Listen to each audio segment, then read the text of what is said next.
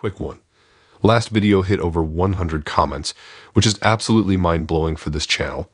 Let's try that again for this video. Comment down what you think about these stories or just a hello and the team will reply. We always reply to the comments. As always, please like and subscribe and help this channel grow. Thank you. I'll never forget the fateful day we brought home our new puppy buttons.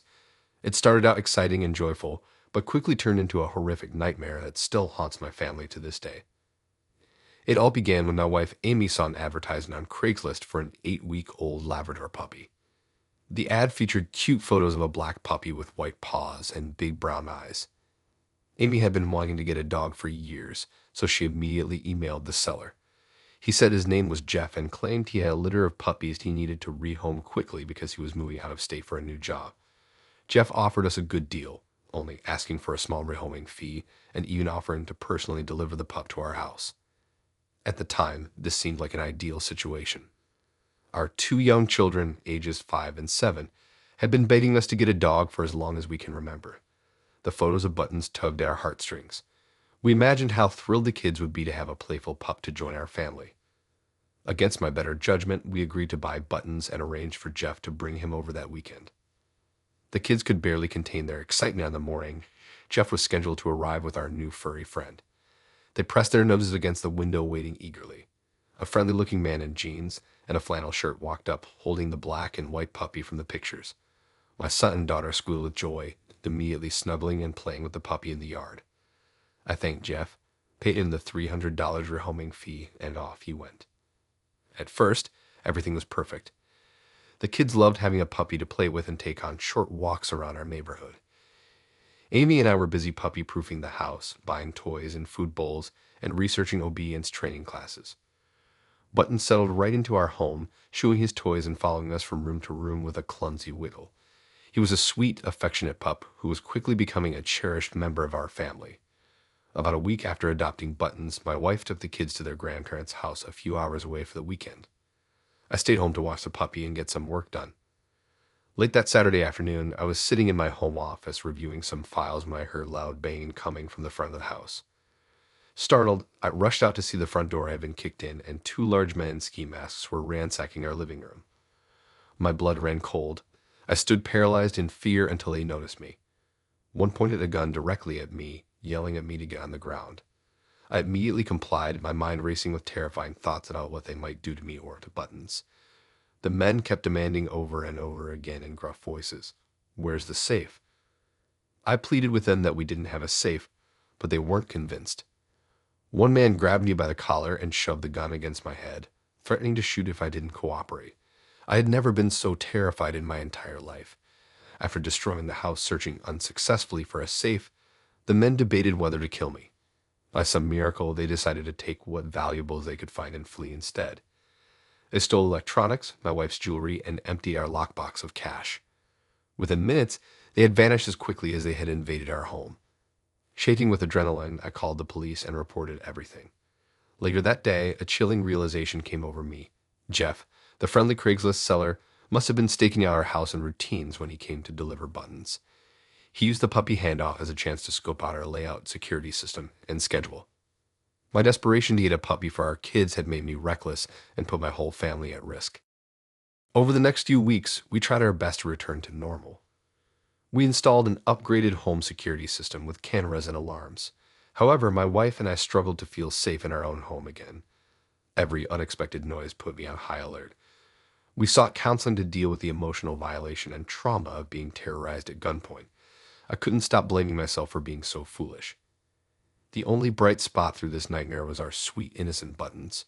Oblivious to the horror of that day, he continued showering us with puppy kisses and playfulness. Having him around brought some laughter and light back into our home. He became an even more cherished companion, helping us heal. I resolved to keep him safe no matter what. Our family learned the hard way that crazed criminals can take advantage of your kindness and desperation for a pet.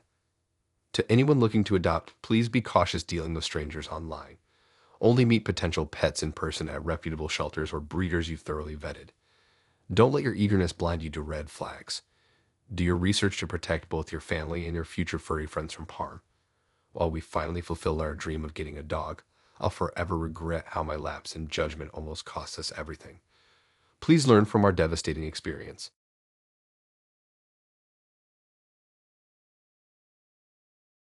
I should have known from the start that this truck sale was going to be nothing but trouble. My stepdad just has too soft a heart for his own good sometimes. When that lady first called about the old work truck he had advertised for sale, she fed him this whole sob story about living way out in the middle of nowhere and not being able to make the long drive out to take a look at it herself. I guess she really laid it on thick about being a poor, struggling widow living on a rundown ranch with no one else to help her, because my tender-hearted stepdad offered to haul that old truck all the way to her place himself, a 4-hour drive each way. He has always been too quick to think the best of people and want to help them out. I could have told him then and there that this lady was playing him for a fool, but he seemed so set on being neighborly that I kept my doubts to myself. Mom wasn't too happy about the whole situation, either when stepdad convinced her it was the right thing to do, driving that far out our way for a stranger. But he can be real persuasive when he gets on his charity kick, so we all loaded up early Saturday morning and headed out to the lady's ranch. The directions took us way out into the middle of nowhere on some narrow dirt roads. When we finally pulled up the long, dusty driveway, Mom and I exchanged a look right away. The place was shabby and run down, with junk piles all around the property.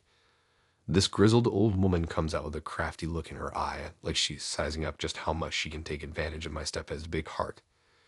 She's got some story all prepared about not being able to access cash from the bank lately, and hands over this post-dated check for payment. Then she somehow talks my stepdad into leaving the license plates in his name for insurance purposes, while she's driving it back home. Mom now can smell a scam from a mile away, but my stepdad is just so desperate to see the good in this gal that he falls for the whole act. I held my tongue, but the look Mom shot me said plenty about what she thought of this so-called poor widow and her sob story. Mom did manage to convince stepdad not to leave the plates on it, but he felt too guilty to refuse that post-dated check. So we drove back 4 hours with Mom and me absolutely fuming about this con artist taking advantage of my stepdad's generous nature. And sure enough, just as we suspected, that check bounced over a week later when the bank tried to cash it. Stepdad tried calling her several times, but she dodged him, finally answering with some tall tale about being in the hospital all that week. Mom now wanted to wring his neck for falling for her lies, but he genuinely wanted to believe there was good in her. So when she wouldn't make good on the payment, he agreed to drive out once again to retrieve the truck himself. We loaded up the flatbed just in case she tried to strip it for parts or something in the meantime. When no one answered the door, stepdad found where she'd stashed the truck in a shed, and we loaded it up while watching for her to come running out. I kept my mouth shut, fighting the urge to say, "I told you so," but Mom was done playing nice by then. While stepdad secured the truck to the flatbed, she grabbed a scrap of paper and scribbled out something like, "Thanks for nothing, lady. Enjoy scamming the next guy," and slipped it under the door. I knew that note was a mistake, but couldn't stop her quick enough. Just as expected, 15 minutes down the highway, the poor widow started blowing up stepdad's phone, ranting and raving about having us arrested for harassment. Mom finally snapped and ripped into her for having the nerve to talk about calling the law when she was the one who attempted to defraud us in the first place. I'm sure some choice words were exchanged before Mom hung up on her mid-sentence. We never heard another peep from the old con after that. I do feel kind of bad for my stepdad in all this. He really was just trying to help out someone he thought was in need. The fact that she took advantage of his good nature for her own gain is more a poor reflection on her than him. But I wish he could have seen the signs sooner that her sweet old lady act was all an elaborate scam. Mom and I tried going a little easier on him afterwards when he was beating himself up over the whole mess. I think we were all just relieved to put that nasty business behind us. The lesson here is that there are people in this world who will take your kindness for weakness and exploit your good intentions if you let them. My stepdad's trusting nature speaks well of his character, but not always his common sense when it comes to dealing with con artists like that woman. I hope he learns to be a little more careful about getting played in the future. But I also don't want him to lose that generosity of spirit either. With some guidance from me and Mom, hopefully he'll find that balance someday. His good heart is too often clouded by his desire to think the best of people, even those with obviously suspect motives. I aim to help protect him from characters like that in the future.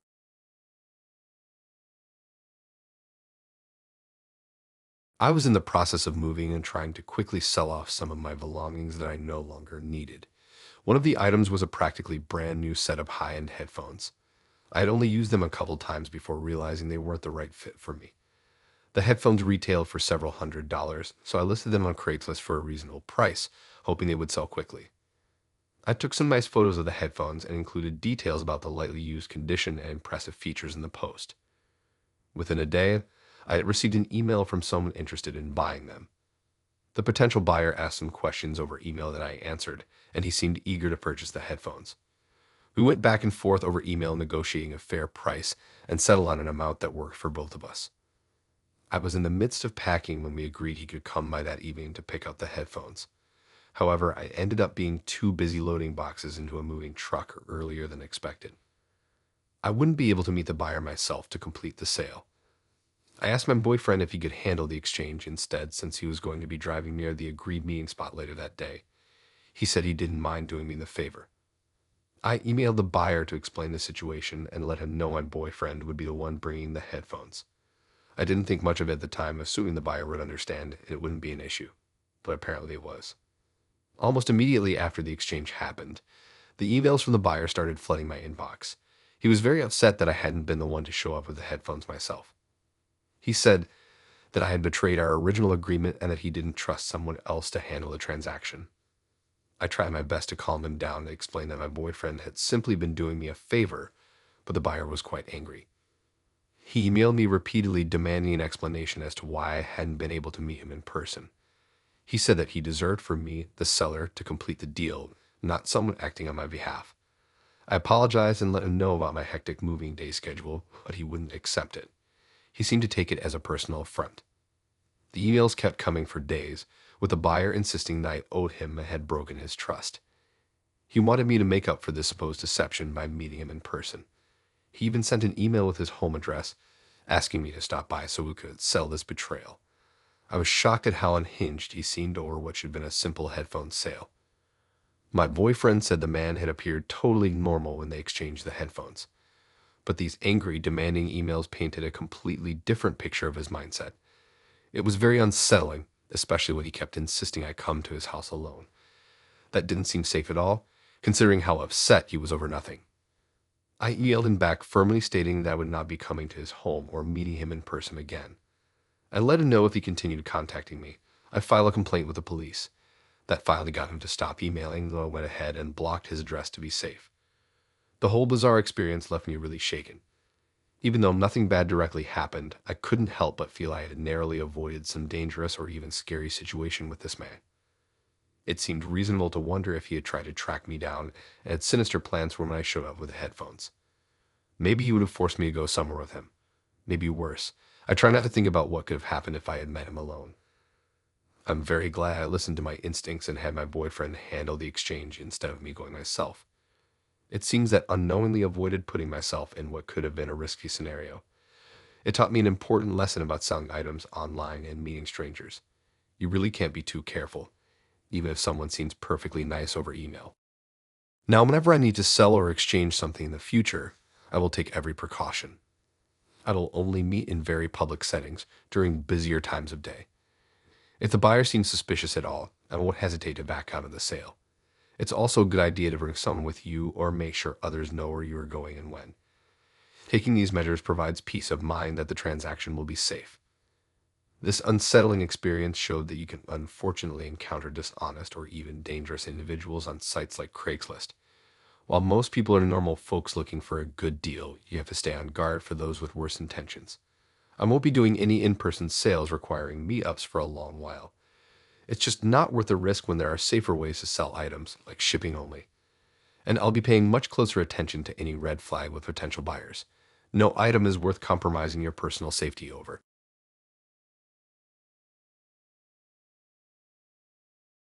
I was an aspiring model trying to break into the industry. I didn't have much of a portfolio yet, just some amateur photos a friend had taken. I knew I needed professional shots if I wanted to be taken seriously by modeling agencies. Finding photographer options within my budget as a waitress was difficult, though. I spent hours searching online for anyone looking to build their portfolios or would do discounted rates for new models. One day, I came across a Craigslist ad from a supposed photographer looking for models to help expand his portfolio. His ad seemed legitimate. He had a website showcasing a variety of shoots and an actual studio space downtown. The photos on his website featured different models in fashion spreads, headshots, artistic nudes. Nothing seemed suspicious or unprofessional. His advertised rates were very reasonable compared to other photographers I had inquired with. We exchanged a few emails back and forth, talking details of what kind of shoot I was looking for, scheduling, pricing. He seemed nice and put together in his responses, asking about my modeling goals and experience. I was upfront that I was just starting out and didn't have much of a portfolio yet. When we met in his studio for a quick consultation before booking an actual shoot, he was very polite and laid out his plans for some fashion style shots we could add to both of our portfolios. It seemed like a perfect opportunity to get some great images from a seasoned pro. The day of the shoot, I was very nervous doing my first real session with a professional photographer, but he immediately put me at ease, walking me through examples of poses and looks on his computer that he envisioned for the shoot. As we went through several outfit changes, adjusting makeup and lighting between sets, he remained completely professional, keeping everything modest and tasteful. I started to feel like I was an actual model as I followed his directions. After a few hours, I was even getting comfortable improvising some of my own poses. When the shoot was over, he said he'd have the photos edited in about a week. I was so excited to see the results of my first pro shoot. I wondered how he would transform the raw photos in editing. But my excitement turned to unease over that week as I noticed his interest in me evolving from professional to personal. It started innocently at first. He followed me on Instagram and liked a few of my posts. I didn't think much of it at the time, though I didn't remember sharing my social media with him. But then he started commenting on everything I posted, always something flattering about my looks or style. The frequency of his interactions felt oddly excessive for someone I had only met once. When he finally sent over the edited photos from our shoot, I was stunned by how amazing they looked. He had clearly spent a lot of time perfecting every detail, editing my skin, accentuating my best features, choosing the most flattering angles. I happily posted a few pics on my own Instagram, shouting him out so future clients could see examples of his work. But within minutes of me sharing the photos, he had reposted every single one to his own Instagram and tagged me in all of them. I immediately got a sinking feeling as I saw him caption the photos with increasingly flirty comments. When I asked him to take the post down and just shared his favorite few, he simply responded telling me how sexy I looked and not to be shy about showing off my body. Over the next couple weeks, I noticed him popping up in places I frequented around town, the gym, the coffee shop near my apartment, waiting outside after my restaurant shift. Each time he claimed it was just a crazy coincidence, but the frequency couldn't be chance. The final straw was seeing him parked down my street late one night when I was heading home. I confronted him over text about deliberately following me and demanded he delete my phone number. But that only made the harassment escalate. His texts became angry and insulting, berating me for leading him on after our shoot. He said I was just an ungrateful tease, now ignoring him, even though I knew he had developed feelings. The stalking and texts continued daily, despite my pleas for him to leave me alone and threats to go to the police. Then creepy images of me began appearing on sketchy websites accompanied by my phone number and home address. The photographer had taken my innocent professional shots and manipulated them with vulgar captions and photoshopped nudity. I was terrified of what the stranger I had trusted might do next. But when I went to the police, they said stalking via technology was still new territory for our laws. Without evidence he intended physical harm, their hands were tied. I became a paranoid shut-in, hardly wanting to leave my apartment as I knew he could find me so easily in our small town. I jumped at every little noise at night, barricading my door. Changing my phone number and blocking him provided only temporary relief before he would find new ways to contact me again. My modeling aspirations faded away as I dealt with the nightmare this man had brought into my life just because I had answered a Craigslist ad. After a couple agonizing months, the stalking and harassment did finally stop, though I never understood why. Maybe he found a new victim or got bored of the same feudal power plays with me. I eventually found the courage to slowly pick up the pieces of my life and move forward again, though I was never quite as foolish and trusting as before. I still look back at that time period with unease, though, grateful my story didn't end up tragically like so many other young women preyed on by predators lurking on the internet. Now I am much more cautious about maintaining distance and privacy with any online contacts. We all have to be vigilant protecting ourselves in a world where so much of our lives are accessible to strangers with bad intentions if we aren't careful. I'm just grateful I made it through relatively intact, able to share my cautionary tale with other aspiring models and women so they don't end up starring in their own horror stories.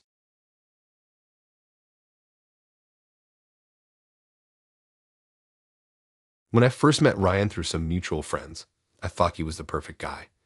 We hit it off immediately, and before long, we were officially dating. He was so charming, fun to be around, and always knew how to make me laugh. A little over a year into our relationship, we decided to take the next step and move in together. I was thrilled that our relationship had progressed to this level. I started imagining our future together as we searched for the perfect apartment that would be our first home. The day we moved into our new place was one of the happiest of my life. We were so excited to decorate, settle in, and start this new chapter together. The first few months of living together were amazing. We cooked dinner together, binge watch shows, and just enjoy each other's company in our own space. Things felt easy, comfortable, and just right.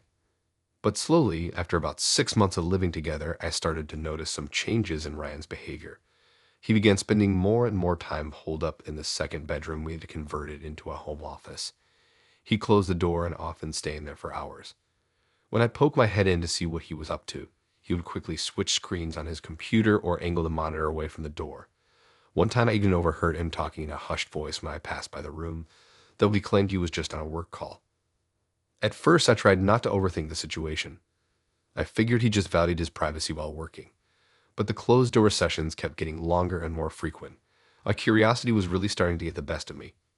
Call it a gut feeling or women's intuition, but something just felt off about the secrecy around the home office.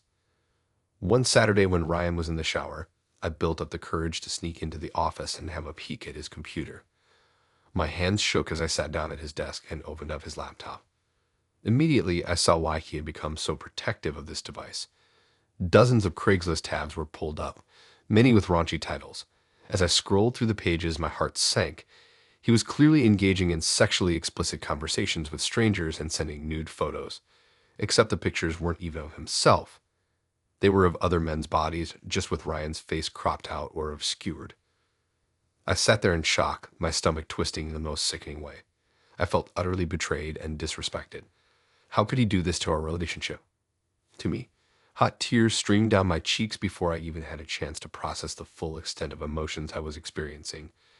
Devastation, confusion, anger. That night, I confronted Ryan, ready to demand an explanation for his deceitful behavior. But his response only made things exponentially worse. He didn't apologize or even attempt to deny it at first. As if I hadn't just caught him red-handed, he tried convincing me that it wasn't cheating since the nude photos weren't technically his body. He shifted blame back onto me, saying I wasn't giving him enough sexual attention lately, which forced him to find fulfillment elsewhere. I was horrified at his response. Not an ounce of guilt or acknowledgement of how deeply he betrayed me. Instead, he was callously rationalizing his abhorrent behavior. I realized in that moment the person I had fallen in love with no longer existed. This cold, dishonest man felt like a stranger to me now. Over the next few days, the gravity of the situation started to sink in further. This wasn't just a minor relationship speed bump that we could smoothly recover from. Ryan had been living an elaborate double life and was seemingly devoid of empathy about how duplicitous his actions were. The foundation of everything we had built together now felt like a farce. I knew I had to remove myself from this unhealthy environment. Ryan's manipulation and lies had poisoned what used to be our loving home. One evening after he had gone to sleep, I quietly packed my belongings into my car. I left a note explaining that I saw the Craigslist conversations and could no longer stay in the relationship or apartment. Those first few weeks were agonizing. I oscillated between being absolutely furious at his deceit to feeling depressed about losing what I once thought was my dream relationship. I replayed everything in my mind, wondering how I didn't notice those red flags earlier on. But I knew ruminating on the past wouldn't change anything. I had to start the process of grieving the relationship and rebuilding my sense of self-worth. Leaning on friends and family during that painful transition period was crucial. I also started seeing a therapist who helped me work through the turbulent emotions. She assisted me in realizing that this traumatic experience didn't define my self-worth. I had so much more life ahead of me, and I deserved true happiness with a loyal partner. When I felt ready to start dating again, I was hesitant at first, worried I would end up with another manipulative cheater. But taking it very slow and listening to my intuition helped calm those fears. The first few men I went on casual dates with eased my worries that everyone had hidden dark sides like Ryan did. When I eventually met my now husband, I knew right away this relationship was much healthier. He was patient, respectful, and fully committed to open and honest communication. all the things I now knew to look out for that I had overlooked with Ryan. That painful chapter with Ryan shook me, but served as an important life lesson. It taught me so much about self-worth, trust, and the type of partner I deserve. I felt empowered walking away from the toxicity and towards genuine happiness. I'm now married to an amazing man who makes me feel secure, valued, and loved every single day. The exact opposite of how Ryan treated me. In some ways, I'm grateful I had the strength to remove myself from that situation instead of letting the misery drag on for years. As brutal as it felt in the moment, escaping that relationship led me to where I am today. I wish Ryan well, but I hold no grudges or resentment towards him. That part of my life is permanently closed, and I am focused only on the beautiful future ahead with my loving husband.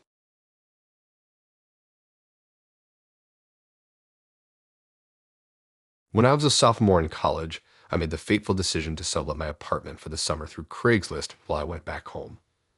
At the time, it seemed like an easy way to make a little extra money by renting out the place I wouldn't be using for those few months. If only I had known then what a nightmare that choice would turn out to be. I posted an ad on Craigslist, including all the details of my one-bedroom apartment and the monthly rent I was asking for. The next day, I received an email from a man named Darren saying he was interested in subletting for the summer. We exchanged a few emails back and forth, just basic information about the apartment and rental terms. Darren told me he had just moved to the area for a new job and was looking for a furnished place to stay temporarily. He seemed polite and normal enough in our email conversations. After we worked out the rental price and move-in date, I met Darren at the apartment to give him the keys and have him sign the sublease agreement. He thanked me sincerely for renting to him. Darren was very friendly and charming when I met him in person. He looked around the apartment, complimented my decorating, and let me know how much he appreciated me allowing him to stay there. I left feeling great about my decision to sublet to him. If only I had listened to my instincts. The first couple months went smoothly. Darren would email me updates, telling me he was settling in well and everything was going fine. I asked him to water my plants while I was away, and he reassured me he was taking good care of them. I started looking forward to his occasional emails, as he seemed relatable and interesting in his writing. As summer was winding down, I emailed Darren a reminder of the move-out date we had agreed on for the sublease terms. After a few days passed with no response, I sent another email asking him to confirm the date he would be vacating the apartment. Radio silence. At this point, I became concerned. I called Darren repeatedly, but it went straight to voicemail each time. I left increasingly anxious messages asking him to call me back about moving out, but heard nothing. I convinced a friend to stop by the apartment and check on the situation. When he arrived, he found the door locked with new deadbolts that my key didn't fit. After banging on the door for several minutes, Darren finally opened it, but just a crack. He calmly informed my friend that he would not be moving out and was claiming squatters' rights to the apartment. I was utterly horrified and furious. Immediately, I called the police to see if they could remove Darren by force. However, they informed me that by accepting rental payments from him, he was considered a legal tenant. Even though his lease was up, he was under no legal obligation to vacate. To get him out, I would have to go through the formal eviction process, which could take months. Over the nightmarish months that followed, I retained a lawyer to start eviction proceedings. Meanwhile, Darren was living in my apartment free of charge, ignoring my calls and emails pleading with him to leave. I had no idea what kind of condition he was leaving my place in or if any of my belongings were safe. His polite facade had completely vanished. The eviction notices and court dates seemed to drag on forever. Darren used every loophole and stalling tactic imaginable to delay his removal. At one point, he claimed he had sustained an injury on the property that prevented him from leaving on schedule. I had to provide documentation to prove the alleged injury predated his sublease. After what felt like an eternity, we finally had our day in court. The judge ordered Darren to vacate the premises within 1 week. When the sheriff arrived on the designated day to enforce the court order, Darren was already gone. However, he had stripped the entire apartment bare. All of my furniture, decor, and personal belongings were missing. On top of that, he had trashed the place beyond belief. Garbage littered the apartment, holes dotted the walls, and every surface was caked with filth.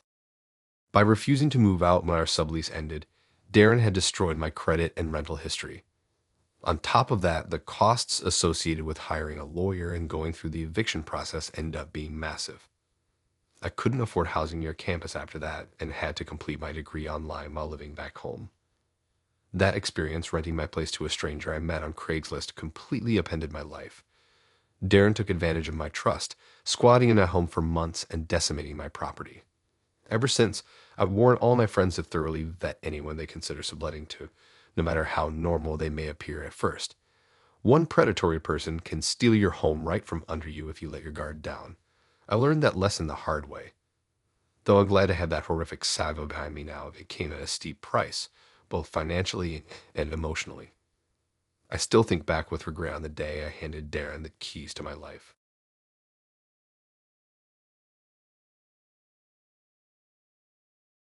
I was browsing Craigslist one evening, as I often did, looking for good deals on used items. Money had been tight since my wife and I moved into our little apartment after getting married a few months ago. We were trying to pinch pennies wherever possible as we settled into new jobs and this new phase of life together. When I came across the listing for a used laptop for only $200, it seemed too good to be true. The photos made it look practically brand new. A 15-inch MacBook Pro just 2 years old. I read through the details. The seller said he had recently upgraded to a newer model and was just looking to make a quick sale. Everything seemed legitimate. I dove right in and responded to schedule a time that evening to meet up and purchase it. My wife wasn't thrilled about me buying something off Craigslist from a stranger, but I assured her it would be fine. I arranged to meet the seller that night at a Starbucks during my dinner break from work. When I arrived, he was sitting alone at a table with the MacBook box on the seat next to him. He looked harmless enough, white, early 30s, average build, wearing a nondescript hoodie and jeans. We exchanged pleasantries and I inspected the laptop thoroughly while he sipped his coffee. It powered on fine and looked immaculate for being supposedly 2 years old. After handing over $200 cash, I tucked the box under my arm and headed out to my car, giddy over the deal I just scored. When I got home, my wife was anxious to see our new gadget. We excitedly unboxed it and spent the next few hours setting it up on the kitchen table. We browsed the web together, downloaded some apps, tested out the built-in webcam. Everything seemed perfect. It felt amazing to have a basically brand new and very expensive laptop for a fraction of retail price. I kept expecting to find something wrong with it, but it worked flawlessly. We stayed up late that night enjoying our new purchase before finally retiring to bed, thrilled with how the transaction had gone. Over the next week, the laptop quickly became essential in our apartment. We used it for everything: email, budgeting, streaming shows. It was perfect for two people sharing a device. The large high-res screen made movie nights a treat. I was using it often for work as well, sometimes late into the night while my wife slept. About 10 days after buying it, I was up working on a presentation that was due the next morning. My wife had already gone to bed and the apartment was dark and quiet. During a work break, I decided to poke around the laptop a bit just to see what remnants of the previous owner I could find. I wasn't expecting much since he said he had wiped it, but maybe some old buried folders or corrupted files. What I ended up finding made my heart race and my stomach drop. There was a folder buried deep that contained encrypted files I couldn't open. There were also video files showing, in graphic detail, scenes of brutal murder, rape, and torture, real-life humans begging for their lives as someone violently attacked them. I felt physically ill and slammed the laptop closed, my hands shaking. I didn't know what to do. Who had I just given $200 to? Why did he have a laptop full of violent crimes? My mind was spinning thinking about everything this computer had witnessed before ending up in my home. I felt contaminated just having it in my apartment now. When my wife woke up the next morning, I was still wide awake and told her what I had found. She broke down crying, terrified of what we had brought into our lives. We talked through all options. Going to the police seemed pointless since we had no actual proof of wrongdoing based on some files. I had met the guy in a crowded public place, so I had no way of tracking him down. We considered just destroying the laptop or dropping it back off somewhere far from our apartment. We knew we just wanted it gone ASAP. Ultimately, we decided to wipe the hard drive clean, even though it killed me to erase the only evidence of whatever evils this machine had recorded. We just wanted to eliminate any trace of those horrific files. After a full reset, the laptop looked and functioned like new again, but we could never see it the same way. We avoided using it when possible. The darkness it contained lurked in our minds. We realized too late just how reckless and dangerous buying used electronics from strangers could be. You never know what horrors you're inviting into your home. In the end, we sold that laptop on Craigslist again just to get rid of it, not even caring about recouping our $200 at this point. We just wanted it out of our lives for good. We made sure to thoroughly wipe the hard drive multiple times first to protect the next owner. But for us, the damage was done. We learned our lesson about blindly pursuing too good to be true deals online. That laptop didn't save us money in the long run. It ended up costing us much more in peace of mind.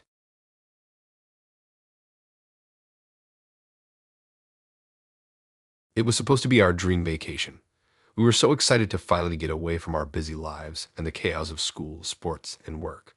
I spent hours browsing vacation rental sites, but even the most basic three-bedroom homes were out of our price range, $3,000, $4,000 per week. Our whole vacation budget was only $5,000 for everything: housing, food, entertainment, plane tickets. Then Charlie found a listing on Craigslist for a gorgeous five-bedroom, 3.5 bathroom house just 2 blocks from the ocean in the perfect beach town we had chosen. The photos showed a beautiful, recently updated house with pristine hardwood floors, high ceilings, a modern kitchen with granite countertops, and stainless appliances. The real kicker was the price, just $100 per night. I couldn't believe a house this nice was going for so cheap. Charlie did have to pay the full amount up front through wire transfer to the owner, which seemed odd, but he assured me that was standard practice for vacation rentals booked on Craigslist. The months leading up to the trip went by painfully slow with how eager the kids were to get there. But finally the big day arrived. We flew into the beach town around noon and headed straight to the rental house. As we pulled up, I felt the first twinges of doubt. The house looked run down with peeling paint and overgrown weeds in the yard. The windows were covered with yellowing sheets instead of curtains. This couldn't possibly be the right place. We got out cautiously and I triple-checked the address. It matched the listing. Charlie knocked and an elderly man opened the door, looking baffled to see us standing there. I explained we were the family renting his house for 2 weeks. He had no idea what we were talking about. I showed him the Craigslist listing and he was shocked. He hadn't posted anything online about renting his house.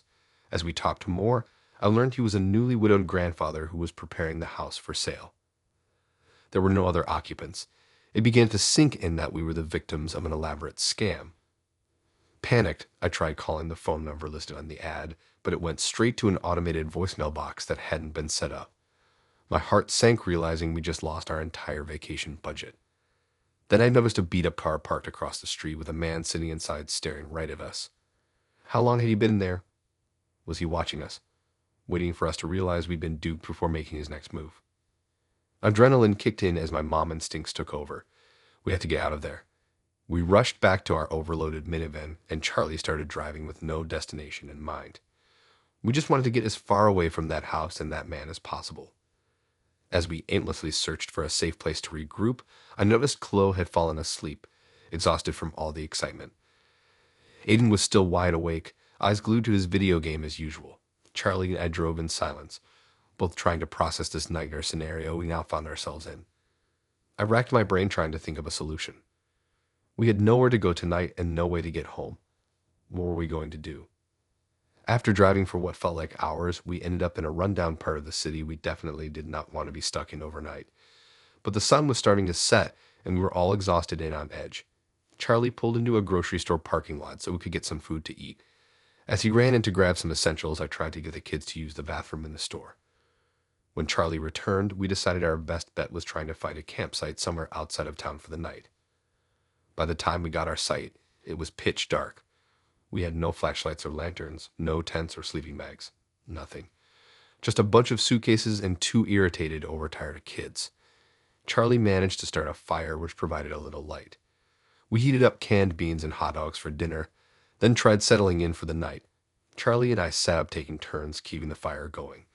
The kids eventually fell asleep curled up on towels in the van. None of us got more than a couple hours of uncomfortable, restless sleep that night. As soon as the sun started to come up, the kids were awake and confused about where they were. Charlie offered to run out for breakfast sandwiches and coffee while I broke the news to the kids. I took a deep breath and gently told them the truth about the fake rental listing and losing our money. I said we might need to stay at this campsite for most of the vacation time we had left, and we need to be on our best behavior. They looked completely crestfallen hearing their beach dream vacation wasn't going to happen. As stressful as camping for 2 weeks sounded, it was pretty much our only option at this point unless we got really creative or lucky. We decided to go into town to hit up some thrift stores for super cheap supplies like folding chairs, blankets, a small tent, and whatever else we could make use with. We knew we couldn't exactly glamp with our limited resources, but we could try making outdoor life a little more comfortable. The next couple days actually went all right. During the day, we explored the area, finding a lake to swim in, a hiking trail, and small town shops selling homemade ice cream. At night, we have campfires, play cards, tell stories, and look for constellations. Sure, it was dirty and tiring, and we had to eat cheap hot dogs and beans most meals. But the kids were on their best behavior, not whining once. Charlie and I grew closer, keeping up everyone's spirits. After the initial shock wore off, we settled into adventure mode and made the most of it. But by day 4, problems started cropping up. We got poured on with rain one night, flooding part of our tent. Then Aiden came down with a bad cold, exhausted from inadequate sleep and being out in the damp weather. The camp bathrooms were starting to really gross me out too. We were sweaty, dirty, mosquito-bitten. Tempers were flaring as the reality of 2 more weeks like this set in. That's when Charlie had the genius idea to cut our losses and see if we could book a cheap flight home for that weekend instead. We crunched the numbers, and while it would blow through the last chunk of our budget, it felt like the right call. As we flew back home, I felt immense relief knowing we were safe and comfortable again, but also a touch of pride about surviving and creating special memories even in the face of a scam and trauma. The kids matured and grew closer too. We'll certainly be more cautious about vacation rentals in the future, but this misadventure taught us we could lean on each other through life's curveballs. Thanks for listening in. If you like these stories and want to hear more, then please subscribe and like and support this new channel. We have more stories for you to listen to.